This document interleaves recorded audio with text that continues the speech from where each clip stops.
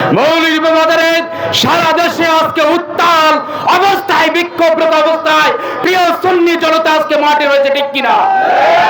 আমি বলতে চাচ্ছি, এই ইন্টারিম গভর্নমেন্ট মব জাস্টিসকে বিতাড়িত করার জন্য এই সরকারের আবির্ভাব হয়েছে, কিন্তু আমরা দুঃখের সঙ্গে দেখতে পাচ্ছি আজকে সারা দেশে মব জাস্টিসের নামে আমার প্রিয় ভাই, প্রিয় রইসুদ্দিন ভাইকে নিপীড়িত করে, রইসুদ্দিন ভাইকে নির্যাতন করে, সুনিপুণভাবে পরিকল্পিতভাবে রইসুদ্দিন ভাইকে হত্যা করা হয়েছে, ঠিক কিনা বন্ধুরা আমার?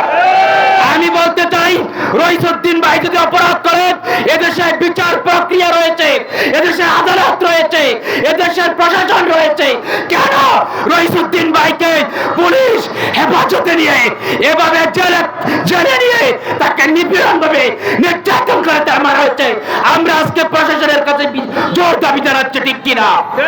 আমরা বলতে চাচ্ছি, আজকে যে প্রশাসন আমরা দেখেছি বিগত ফ্যাসিস্ট হবে যে পুলিশ বাহিনী এদেশের অন্যায় অত্যাচারের সহযোগিতা করেছে, আজকে ইন্টারিম গভর্নমেন্টের সময়ও সেই পুলিশ বাহিনী একইভাবে তাদের অত্যাচার নিপীড়ন তারা বন্ধ রাখে নাই, ঠিক কিনা? আমরা প্রিয় রইস ভাইয়ের আত্মাহতি কামনা করি, রইস ভাইয়ের সুস্থ তদন্ত করে বিচারক প্রক্রিয়ার মাধ্যমে এই রইস ভাইয়ের আমরা তীব্র নিন্দা জানাই। রইস ভাইয়ের এই মৃত্যুতে যেন সুষ্ঠু তদন্ত করে দোষীদেরকে শাস্তির আওতায় আনা হয়, এই আশাবাদ ব্যক্ত করছি। আসসালামু আলাইকুম ওয়া রাহমাতুল্লাহ। আমি আরো বলতে চাচ্ছি, গত 26 এপ্রিল আমাদের ঢাকাতে মহাসমাবেশ হলো। ওই মহাসমাবেশের বন্ধের দাবিতে 25 এপ্রিল শুক্রবার রাত্রে হাজীগঞ্জের প্রতিবাদ যে মিছিল হলো, ওই মিছিলে আমাদের বাংলাদেশ ফ্রন্টের নেতৃবৃন্দকে মিথ্যা মামলা দিয়েছে। অনত বিলম্বে মিথ্যা মামলা প্রত্যাহার করতে হবে। মিথ্যা মামলা প্রত্যাহার না করলে এই চাঁদপুর জেলাকে আমরা অসল করে দিতে বাধ্য হব।